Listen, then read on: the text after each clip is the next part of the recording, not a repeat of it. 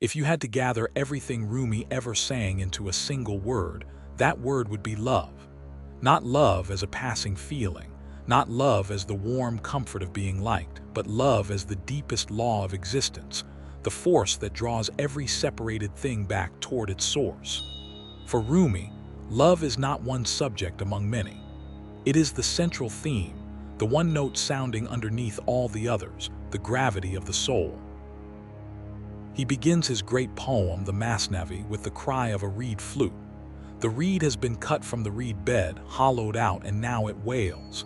Listen to this reed, he says, complaining of separation. Everyone who has been parted from the place where they grew longs to return. That image holds the whole teaching. We are the reed. We have been cut from the bed of the divine, set apart, given a separate name and a separate life. And the music we make, all our art and longing and grief, is the sound of that homesickness. The flute is beautiful precisely because it is empty and wounded. Only because it has been hollowed can the breath pass through it and become song. This is what Rumi means by love. Love is the memory of the origin, carried in the body as ache. It is the pull that will not let us be satisfied with anything less than the whole.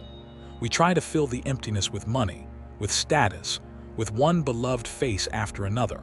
But Rumi insists that every smaller love is really the great love in disguise, reaching through a narrow opening. The thirst is holy even when we do not know what we are thirsty for.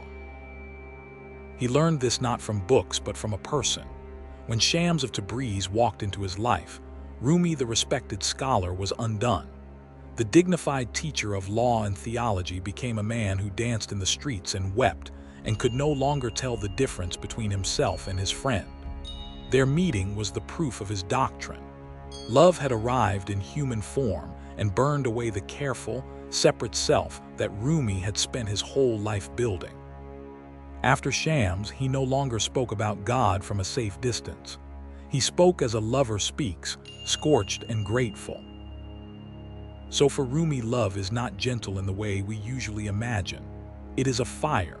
He calls it the fire that burns the veils, the fire that cooks the raw into the ripe.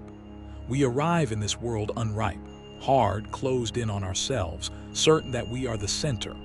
Love is the heat that softens us until the shell cracks and the separate self gives way. This is why his poems are full of breaking, drunkenness, melting, dissolving. The ego does not want to dissolve, and yet that dissolving is the very thing the soul came here to do. To be a lover, in Rumi's sense, is to be willing to be consumed. And here is the turn that makes his teaching so radical. In ordinary love there are two, the one who loves and the one who is loved, forever separate across a gap of longing. But Rumi sings of a love so complete that the two become one. When the lover is fully burned, there is no lover left standing apart from the beloved. The wave returns to the sea and is the sea. The drop falls into the ocean and does not vanish into nothing. It gains the whole ocean. This is the secret hidden inside the homesickness of the reed. The return is not a sad exile finally pardoned. It is a wedding.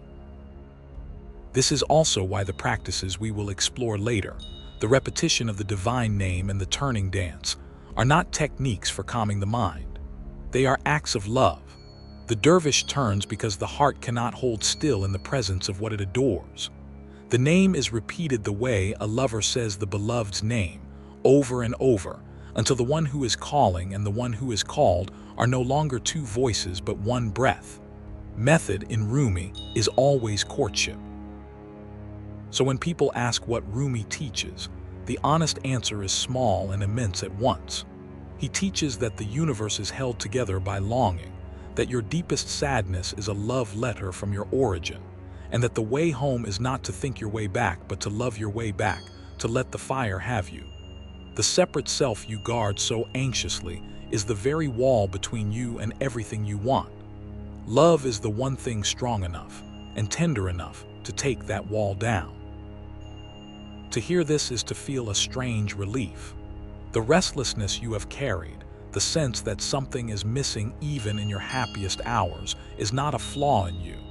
It is the reed remembering the reed bed. It is the truest part of you, already turned toward home, already in love before you knew the name of the beloved. In the next chapter, we begin to walk the path in a practical way. We will look at the first great method Rumi and his tradition give us, the practice of dhikr, the remembering of the name, and how this simple, patient repetition becomes the doorway through which love enters the ordinary day.